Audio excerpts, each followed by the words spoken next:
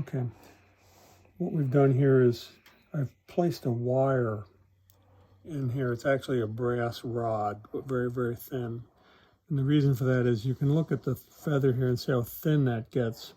We haven't done that yet. You can see a lot of thickness left. This is going to break very easily if we don't put something in there. A couple things you could do is put crazy glue on it, or cyanoacrylic glue, which we will do. What we're going to do here is we're going to take a burning pencil. We're going to draw the groove down through the middle here, just a nice burned line. Then we're going to take the wire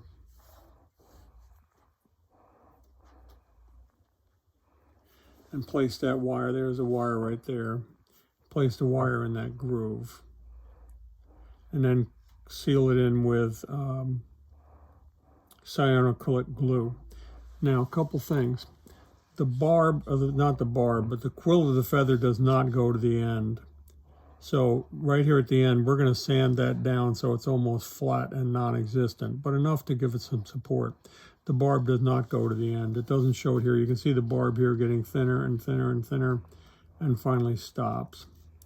What I've also done from the last time, you can see I've smoothed these all out so that they look relatively good. I'm not going to take off the bottom here until I'm right to the point of wanting to do the bottom of the feather, the tail. Now, a couple things about the tail.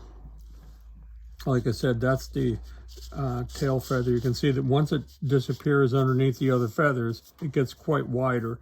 So on the other side, the underside of the tail, we're going to have to show that.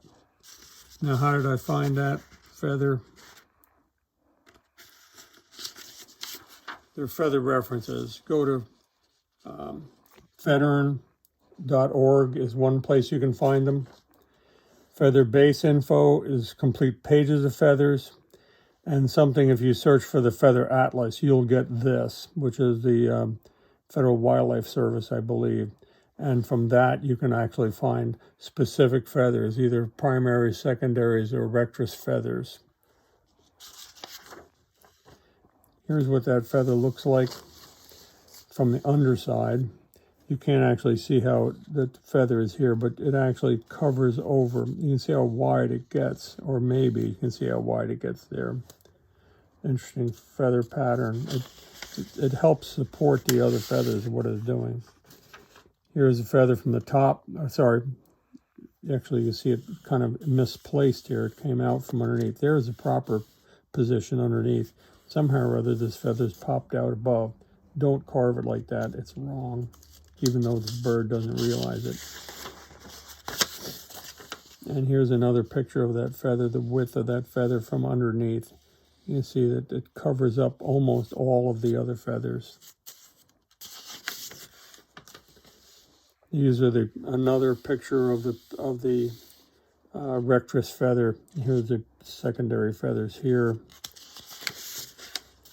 Same photo again. Now for supplies and materials while we're here, sanding discs and drums. The drums are where the sleeves go on. McMaster car.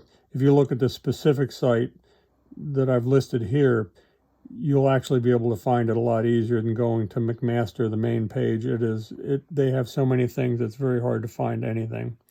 But it would be under abrasives sleeves. And then the woodworking shop is another place where you can find the drums. These drums and sleeves are available in both those places. For carving supplies, I basically get them from two places. MDI, which is Mount Desert Isle. He's no longer at Mount Desert Isle, but he's still in Maine. Wayne is his name, very nice guy, and very knowledgeable. If you call him up with a problem or something, he can help. The James Company, same thing. The guy there that runs it, very knowledgeable as a carver too, so he can help out as well. And then the last thing is that feather again. Okay, that's enough. You ready? Uh-huh. Okay, the last time what we did is we put in these basic groups, and I've put a line in here so you can see it a little bit better. You probably can see it from the shadow that it's casting. Over here, I've taken the liberties and gone ahead and drawn them in and actually relieved them a little bit. What I'm going to do here is show you here, first of all, this feather here is coming over the top of the other feather, so I've come underneath. So when you're planning this, you want to do this feather, but leave enough room for the underlying feather also, so that they crisscross. You don't have to have this be very thin. You actually want it to be a little bit thicker in the middle and on the edges very fine. So this will have to be smoothed out on this edge. Also, you can see the edges here are not quite done as well as they should be yet. So what I'm going to do is, I've drawn in 1, 2, 3, 4, 5 feathers here. There's probably a whole lot more, which brings you to the point you're not going to be able to do all the feathers that the bird has. Birds have hundreds or thousands of feathers depending on the size of the bird. You can't do them all, and besides it wouldn't show well. So what I'm going to do is, first of all, draw in the alula, kind of like that. Then we're going to draw the basic outline of the first feather like that. Next one, next one, and then we'll see how much room we have here.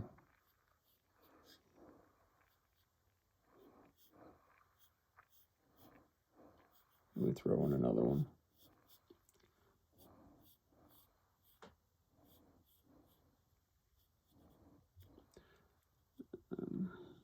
So now we can tweak those a little bit, get in the shape we want them to be in. By the way, drawing the feathers one time may not do it. One of the best carvers in the world says he never gets them the first time, so he draws them over and over and over again. The easiest way to erase this would be with a piece of sandpaper. And also you notice, if you can, so they have the points of the quills don't line up. If they line up, it makes it kind of messy. Difficult to see what you're doing. Now the advantage of having these groups in here is that when you start throwing these things in here, it's always better to have your finger arc this way. It doesn't arc this way very well, but it arcs this way very well. So if you draw from upside down,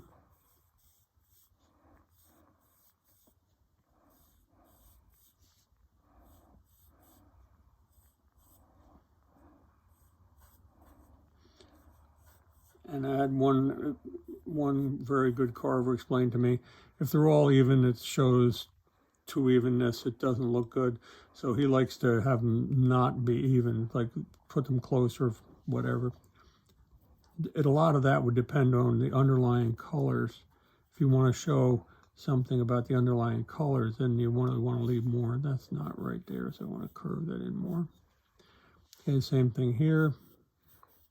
Okay, so what we're dealing with here are the primary, secondary, tertial feathers here.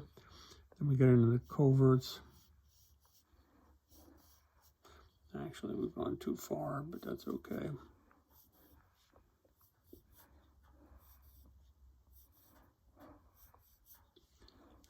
Okay, you stop there. Okay. What we're going to do is use one of these sanding,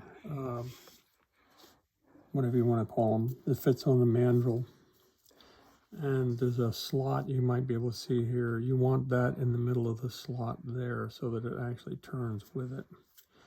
Never, ever turn these over 15,000 RPM. Otherwise, you're going to bend it right here, and it is impossible to straighten it out.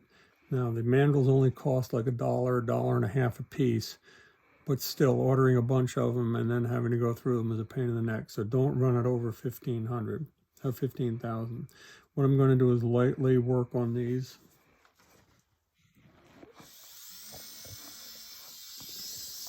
And just kind of leave the feather, just kind of open it up a little bit.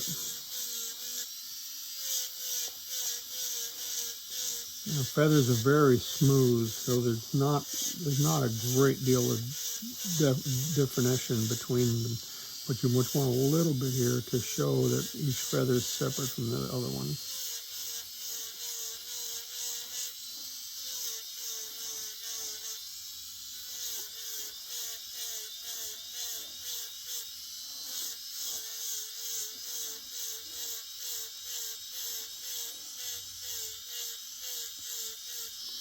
And to go just little tiny pieces here like this.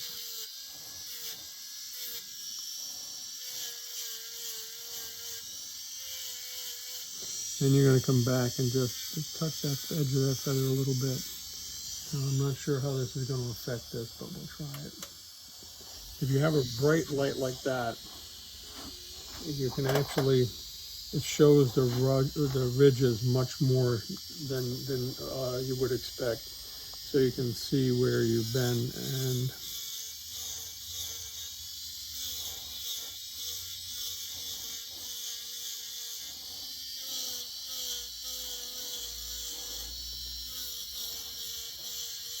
this brings back to what I mentioned earlier. Feathers bend this way, front to back, and they bend left to right. So there's no flat surfaces on these feathers. If you have a flat surface, you've got a problem. Matter of fact, they got knocked down in one of the shows I did because I had a flat feather in it, and that was the end of that, second place.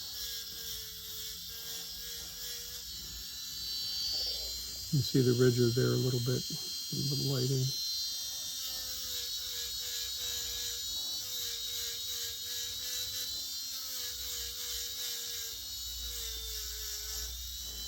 Okay, we'll knock off there.